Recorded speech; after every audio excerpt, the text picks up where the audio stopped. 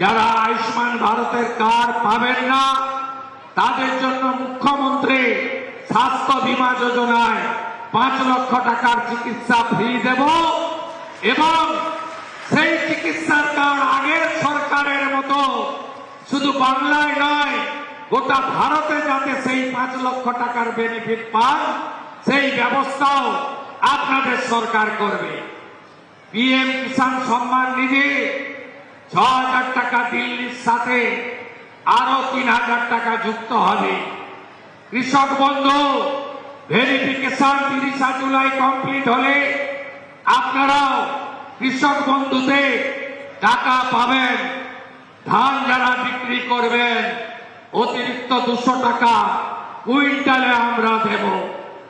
রেজিনগর নওদাতে পেঁয়াজের জন্য হিমঘর স্থাপন, সেচের ব্যবস্থা করা এবং মুর্শিদাবাদ মেডিকেল কলেজে আজকেই আমি ঘোষণা করেছি আরো ডাক্তার আসবে। আপনাদের আরো বেশি করে নিউরোসার্জন, কার্ডিয়াক, নেফ্রোলজি 4টে বিভাগে ৮০টা বেড, 10টা আরো আইসিসিউ আজকে আমরা মুর্শিদাবাদ মেডিকেল কলেজে ঘোষণা করেছি। গঙ্গা ভাঙন আমরা রুখব।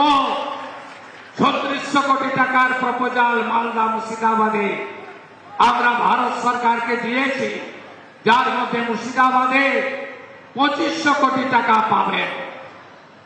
এই জেলায় আরেকটি নতুন জেলা, আরো মহিলা কলেজ, আরো ফায়ার ব্রিগেড স্টেশন, আরো নতুন পুরসভা, আরো নতুন মহিলা থানা আমরা চালু করব।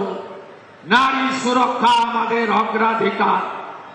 আপনারা জানেন গ্রামে গ্রামে চোলাই মদের ঠেক, নেশা, মাদক দ্রব্য এবং বিশেষ করে বাংলাদেশ বর্ডার এলাকা উন্মুক্ত রাখার জন্য গোটা পরিবেশ নষ্ট করে দিয়েছে বিগত 15 বছর ধরে যে সরকার ছিল। এই সরকার শুধু আগুন লাগানোর কাজ করেছে। বেলডাঙ্গায় আগুন, রেজিনগরে রেল স্টেশনে আগুন, ধুলিয়ানে আগুন, শক্তিপুরে আগুন, শামশেরগঞ্জে আগুন, নিমতিতাতে আগুন, ঔরঙ্গাবাদে আগুন। আগুন লাগানো ছাড়া কোনো কাজ করেনি। আমাদের মুসলিম বহুল এই জেলা। আমি তৃণমূলের হয়ে যারা ভোট করেন তাদের কাছে জানতে চাই, 19 সালে প্রাক্তন মুখ্যমন্ত্রী মমতা ব্যানার্জি আর তার প্রাক্তন মন্ত্রী সিদ্দিকুল্লাহ চৌধুরী আগুন লাগিয়েছিল কেন? না সিএ আইন নাকি এনআরসি, নাগরিকত্ব কেড়ে নেওয়া হবে। হাজারদুয়ারি পুড়ানো হয়েছিল, বেলডাঙ্গা রেজিনগর স্টেশন জ্বালানো হয়েছিল। সিএ বন্ধু চালু হয়েছে, কার নাগরিকত্ব গেছে? তাকে আমরা তাড়িয়েছি। আজ এই প্রশ্ন করার টাইম এসেছে। ওয়াকফ অ্যামেন্ডমেন্ট বিল আগের মুখ্যমন্ত্রী, প্রাক্তন মুখ্যমন্ত্রী, যিনি একবার নয় একবার 21-এ নন্দীগ্রামে হেরেছেন, 26-এ ভবানীপুরেও আমার কাছে হেরেছেন। তিনি বলেছিলেন না আমার জীবন থাকতেও ওয়াকফ অ্যামেন্ডমেন্ট বিল লাগু করতে দেব না। তিনি লাগু করে দিয়ে গেছেন উম্মিদ পোর্টাল। অনেকে পোর্টাল আপলোড করতে পারেননি।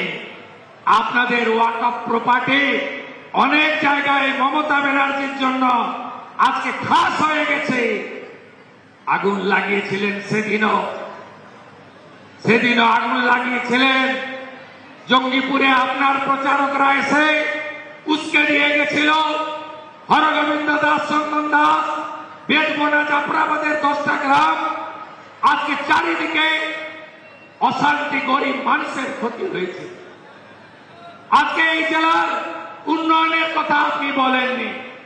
আজকে সারাদিন দুপুরের পর থেকে আপনার জেলার উন্নয়নের কথা আমরা বলেছি, উন্নয়নের কথা ভেবেছি।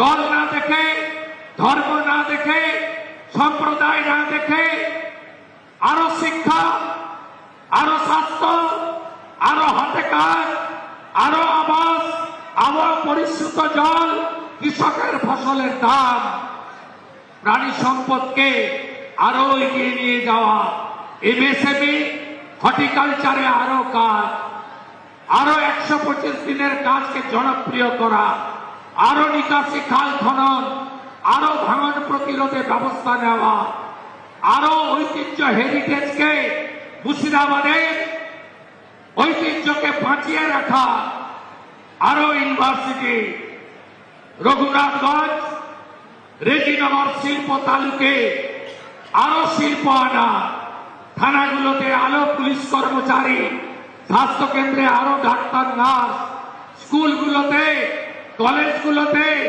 আরো শিক্ষক অধ্যাপক, এই কথাই সারাদিন আমরা বলেছি। আজকে যারা বলেছিল বিজেপি এলে মুসলিমরা নাকি থাকতে পারবে না, 2 মাস 1 দিন হয়েছে বিজেপির মুখ্যমন্ত্রী কাকে থাকতে দিইনি, নাম বলুন বন্ধু। বলেছিলেন দাঙ্গা হবে, বলেছিলেন প্রার্থনা বন্ধ করা যাবে, বলেছিলেন আমাদের ধর্ম পালন করতে দেবে না, বলেছিলেন ডিটেনশন ক্যাম্পে পাঠাবে। আমি জানতে চাই তালিকাটা, জানতে চাই। আমরা ভারতীয় জনতা পার্টি, আমাদের একটাই মন্ত্র, বিকাশবাদ, উন্নয়ন। আমাদের নেতা নরেন্দ্র মোদী, আমরা বিকাশ চাই, উন্নয়ন চাই, বিরাসতকে বাঁচাতে চাই, ঐতিহ্যকে বাঁচাতে চাই। তাই গিরিশেশ্বরী মন্দিরকেও আমরা হেরিটেজের মধ্যে এনেছি। আসতে হবে, রাষ্ট্র প্রথম, সংবিধান মানতে হবে। 4700 জন বহরমপুর সেন্ট্রাল জেলে ধরে, আমি আমার কমিউনিটির লাখ লাখ লোককে নিয়ে যাব। মলয় মহাজন, মুখ্যমন্ত্রী, এসপি, আপনাদের কত ক্ষমতা আছে? আমার লক্ষ লক্ষ আমার ভাইকে আপনারা জেলে রাখুন, এই কথা সংবিধান স্বীকার করে না। এখানে তিনি জেতার পরে পদত্যাগ করেছেন 2টো জায়গায় জেতার জন্য। উনাকে আমি বলেছি, আপনি নির্বাচিত প্রতিনিধি, সংবিধান মেনে উন্নয়নের কথা বলুন। আমি দুর্বল মুখ্যমন্ত্রী নই, আমি মমতা ব্যানার্জির মতো কাপুরুষ নই। আপনি যা খুশি বলবেন আর আমি শুনে যাব, এটা আমার আমলে হবে না। আসুন, আপনারা তো আমাদের ডাকতেন না। আমি তো সব প্রশাসনিক সভায় সব দলের এমপি এমএলএ কে ডাকি, আমি বিধানসভায় সবার কথা শুনি, আমরা সবার জন্য কাজ করি। আমরা লালগোলাতে হসপিটালের কথা বলেছি, ওখানে তো আমাদের এমএলএ নেই। ফরাক্কায় ট্রমা সেন্টারের কথা বলেছি, ওখানে তো আমাদের এমএলএ নেই। আমরা এই জিনিস করি না। 11 কোটির রাজ্যে সুজলাং সুফলাং মলয়জ শীতলাং, গোটা রাজ্যকে সাজানোর কাজ আমাদের করতে হবে। বন্দে মাতরম গাইব না, জাতীয় সঙ্গীত গাইব না, 26শে জানুয়ারি 15ই আগস্ট জাতীয় পতাকা তুলব না, পিএফআই সিমিকে ঢোকাবো, যা খুশি করব, পুলিশ শাটারের নিচে ঢুকবে। এই জিনিস অতীত। সংবিধান মেনে, দেশকে মেনে, রাষ্ট্রবাদকে মেনে, আপনিও নাগরিক, আপনার অধিকার আপনি আমার কাছ থেকে, আমাদের কাছ থেকে বুঝে নেবেন, এটাই হওয়া উচিত। আমি পার্টির নির্দেশে আজকে বহরমপুরে কোর কমিটির মিটিং করেছি। আমি অবিভক্ত, আমি সম্পূর্ণ মুর্শিদাবাদ জেলা 2টো পুলিশ জেলাকে নিয়ে মিটিং করেছি। সব বিডিও, এসডিও, এডিএম, ডিএম কে নিয়ে উন্নয়নের তালিকা তৈরি করেছি। অগ্রাধিকার দিতে বলেছি রাস্তাঘাট তৈরি। রেজিনগরের শক্তিপুর বহরমপুর রাস্তা খারাপ, ভাটুড়ি থেকে করিমপুর মোড় রাস্তা খারাপ, রাস্তাগুলোকে সারাতে হবে। আমি আপনাদের কাছে পরিশেষে চাইতে এসেছি। ফলতাতে উপনির্বাচন হয়েছিল, রিনির্বাচন, পুনর্নির্বাচন। আমি ফলতায় গেছিলাম, বলেছিলাম বিজেপি প্রার্থীকে জেতান, স্পেশাল প্যাকেজ পাবেন। ফলতা কি কি পেয়েছে জানেন?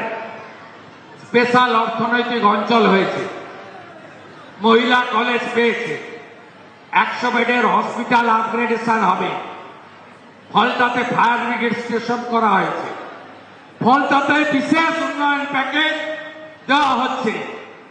রেজিনগরেও আগামী 2-2.5 মাসের মধ্যে উপনির্বাচন। ভারতীয় জনতা পার্টির 207টা এমএলএ আছে, আমিও দুটোতে জিতেছিলাম। ভবানীপুরে দ্বিতীয়বার মমতা ব্যানার্জি আমার কাছে হেরেছে। আমার এলাকায় এসে আমাকে হারাতে গেছিল, ওখানকার লোক উনাকে হারিয়ে টাকা বাই বাই করেছে। আমি এবারে উনার এলাকায় উনাকে হারাতে এসেছিলাম, উনাকে হারিয়েছি।